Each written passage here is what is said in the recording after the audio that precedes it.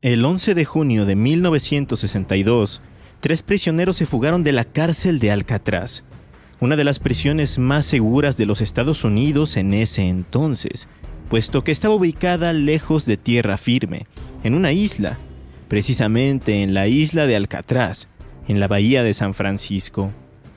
La fuga fue el resultado de meses de cuidadosa planificación y preparación. Los prisioneros utilizaron herramientas caseras como cucharas y navajas que habían modificado y que habían obtenido clandestinamente para ensanchar los conductos de ventilación en sus celdas. De este modo, aquella noche de junio pudieron salir por dichos conductos para después subir al techo del complejo, luego deslizarse por una de las paredes exteriores y así llegar hasta una balsa improvisada, con la cual navegaron hasta la bahía. O al menos eso es lo que se cree, ya que su paradero hasta la actualidad es un completo misterio.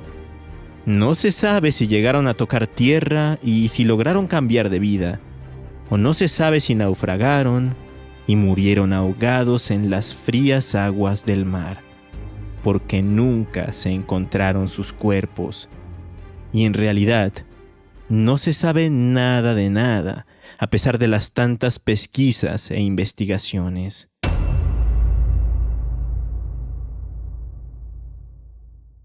Entonces, a pesar de que la fuga fue un hecho increíble, el desenlace es bastante enigmático. Y así como esta misteriosa fuga, hay otras que han impactado a las autoridades del mundo entero, y también de México. A través de los años, muchas leyendas urbanas, históricas y de terror le han dado la identidad cultural a México. Semana a semana haremos un recorrido por todas ellas. Esto es Leyenda Urbana MX con Ismael Méndez.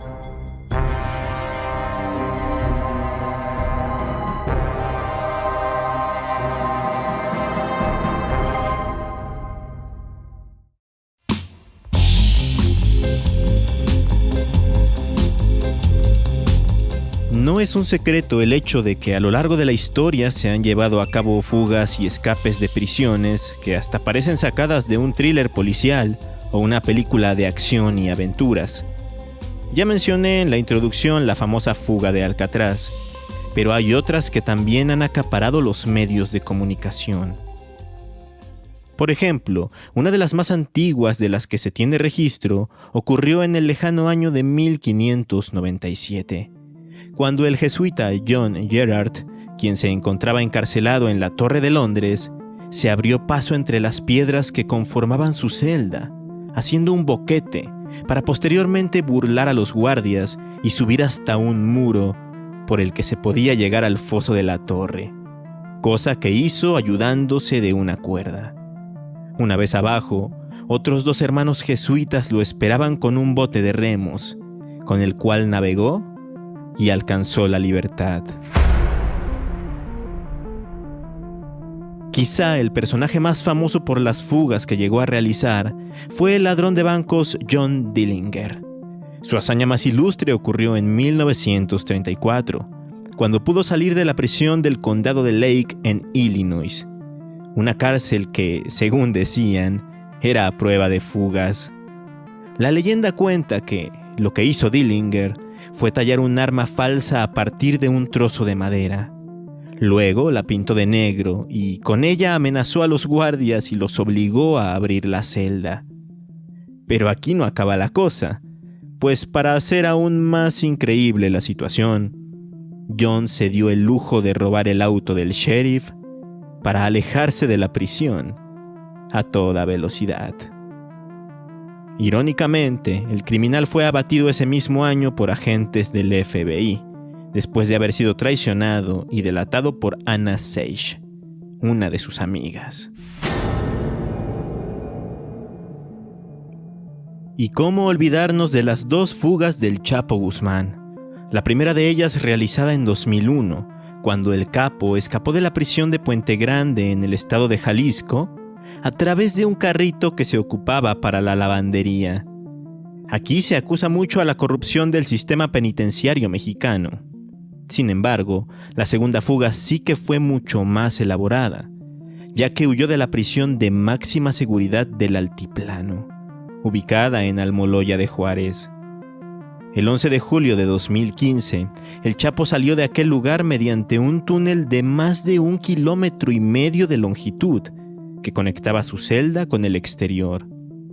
Lo curioso de esto es que, cuando se descubrió la proeza, se supo que ese túnel contaba con iluminación, ventilación e incluso una motocicleta sobre rieles. Curiosamente, las fugas del Chapo, a pesar de que fueron extremadamente mediáticas, no me parecen las más interesantes de las que se han llevado a cabo en México. Es más, para conocer la que creo que se lleva el primer lugar, tenemos que remontarnos al año 1971, en la Ciudad de México.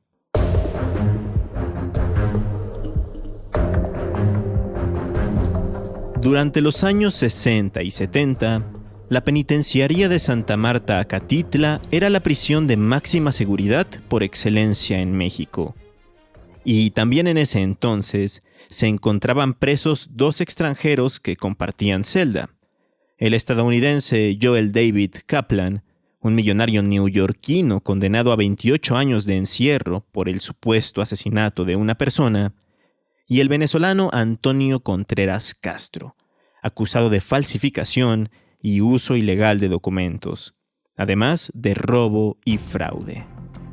De los 2, el estadounidense es el que tenía más ansias de volver a estar en libertad. Le parecía un infierno estar en Santa Marta, y antes de hacer la fuga del siglo en 1971, como la catalogaron los medios de la época, ya había intentado en varias ocasiones salir de ahí. Esto es algo curioso, porque de acuerdo con las crónicas, él gozaba de muchos lujos gracias a los sobornos que realizaba. De esta forma, sus visitas conyugales eran ilimitadas. Tenía comidas de buena calidad, bebía whisky y hasta jugaba al póker por las noches.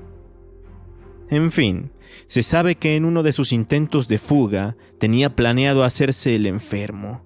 Fingiría tener apendicitis, por lo que sobornó al conductor de una ambulancia para que, en lugar de llevarlo al hospital, lo trasladara a un domicilio de la ciudad. Le pagó la friolera de 75,000 pesos. No obstante, el chofer se fue de fiesta con parte de ese dinero y se puso una borrachera tan grande que fue despedido antes de poder cumplir el encargo. En otra ocasión, se dispuso a cavar un túnel para salir a un terreno que estaba cerca de la penitenciaría y que era propiedad de unos granjeros locales. Pero cuando ya había llegado prácticamente a la mitad del camino, se topó con una zona de piedra volcánica, un material que era imposible de romperse con las herramientas con las que estaba trabajando. Así que tuvo que desistir. Luego, intentó escapar a través de un tráiler, y hasta pudo ser pionero en esto del escape a través de carritos de lavandería, como en el caso que mencioné del Chapo, pero nada le resultaba. A pesar de tantos escapes fallidos, no desistió y siguió perseverando. Es por eso que, como última opción, optó por la idea menos sutil y a la vez más arriesgada de todas: huir por aire. Así como lo escucharon.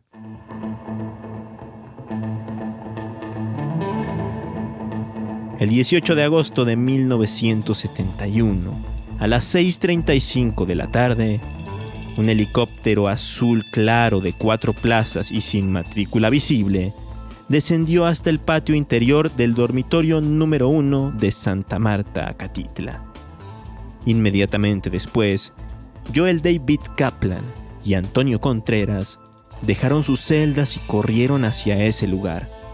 Se subieron rápidamente y sin perder el tiempo, El piloto del vehículo volvió a emprender el vuelo rumbo a la zona de Chalco, desapareciendo en el cielo al poco tiempo. De acuerdo con las notas periodísticas que salieron el día siguiente, la operación no duró más de 2 minutos y todo fue tan fortuito que nadie tuvo tiempo de reaccionar ni de hacer nada al respecto. Javier Mendoza Maya escribió para El Universal el 19 de agosto de 1975 lo siguiente. La acción fue tan sorpresiva, no se tienen antecedentes de caso similar, que los vigilantes no tuvieron oportunidad ni de dar la voz de alarma ni de disparar un solo tiro. Todavía varias horas después de la fuga, más de 350 personas, desde el director de la cárcel, doctor y teniente coronel José Luis Campos Burgos, hasta el mozo, pasando por celadores, empleados administrativos, enfermeras, etc., permanecían dentro del personal, sujetos a investigación, por instrucciones del regente, licenciado Octavio Sentíes, y aún eran víctimas del estupor.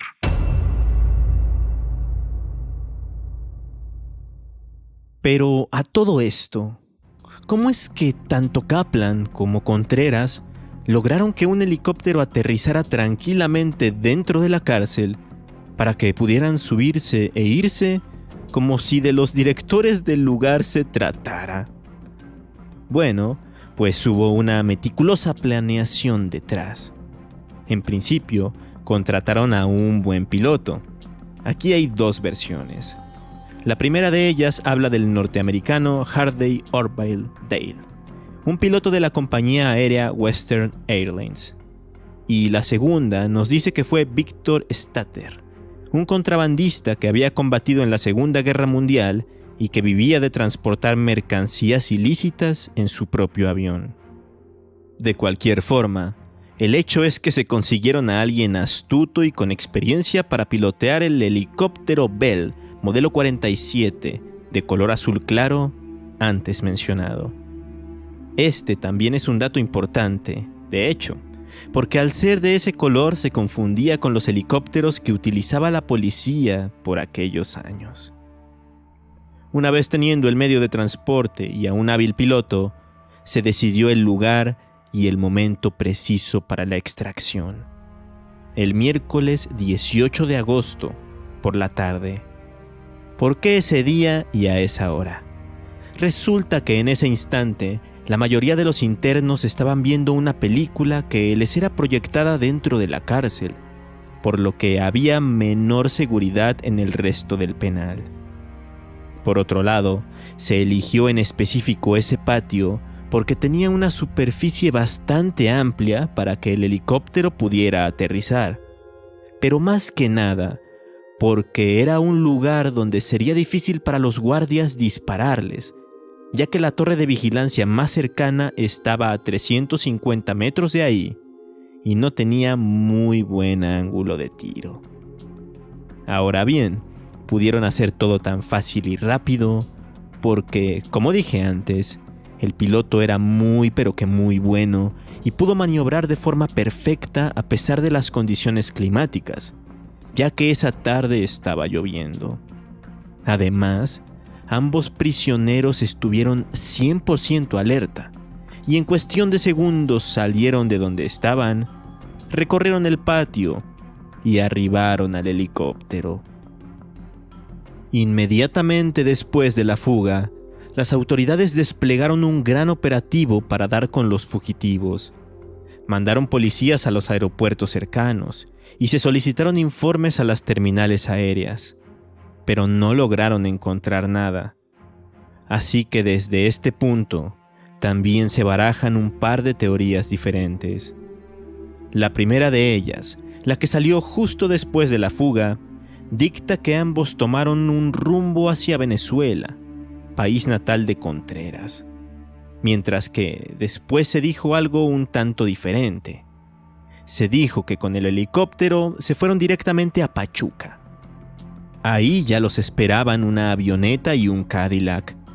A este último se subió el venezolano, quien fue rumbo a Tamaulipas y de ahí partió probablemente rumbo a Sudamérica. Y nunca más se supo nada de él.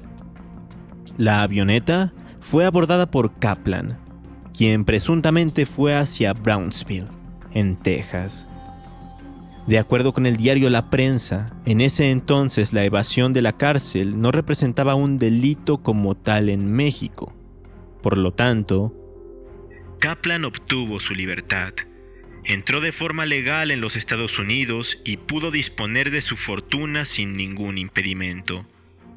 Lo único que se perdió fue el helicóptero, que tuvieron que abandonar en una comunidad llamada El Tecolote, por los rumbos de Matamoros, Tamaulipas, donde la policía del servicio secreto lo encontró y lo trajo a la Ciudad de México, para inspeccionarlo y así poder dar con el paradero de Joel David Kaplan, mejor conocido como el Rey de la Melaza, a quien nunca más pudieron echarle el guante. Básicamente, después se les perdió la pista a ambos. Vivieron bajo las sombras y su paradero final fue un completo misterio.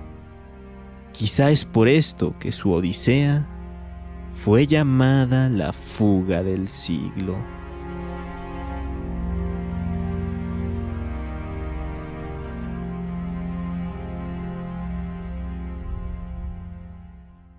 Esta historia demuestra una vez más que a veces la realidad supera a la ficción, porque de ella, en 1973, se escribió un libro llamado Fuga en 10 segundos.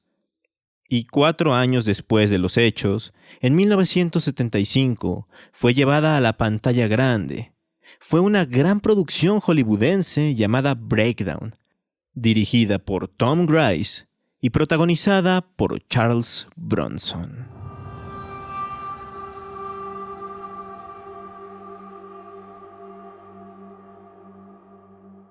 Como podrán imaginarse, muchas obras de la cultura popular tienen en su desarrollo o usan como premisa principal la fuga. Recientemente hubo mucho revuelo con la serie española La Casa de Papel, que si bien no se trata de una fuga de una cárcel, sí que habla de una impresionante y bien planeada fuga de la Fábrica Nacional de Moneda y Timbre en Madrid, después de un robo. Sin embargo, como después de la segunda temporada los directivos y productores se encargaron de arruinar la serie y hacerla algo ridículo sin pies ni cabeza, mejor les voy a recomendar un libro espectacular. El Conde de Montecristo, de Alejandro Dumas. Y recomiendo ese porque una de las partes medulares de la historia tiene que ver con la fuga del protagonista Edmond Dantes, quien pasa varios años injustamente encarcelado en un castillo. A partir de ese momento, empieza a cobrarse venganza contra sus enemigos. Así que si no han leído este clásico, háganlo ahora, aunque seguro les va a llevar algo de tiempo, pues es muy largo. Al menos la edición que yo tengo consta de nada más y nada menos que 1040 páginas. Pero valen la pena todas y cada una de ellas.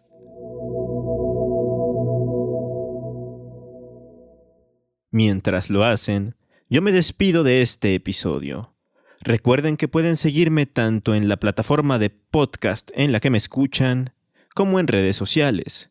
De este modo no se van a perder ninguna noticia ni actualización, sobre todo ahora que se avecina una noticia sumamente importante. Me encuentran como Leyenda Urbana MX en Facebook e Instagram. Nos escuchamos el próximo domingo con más historias y leyendas. Hasta entonces.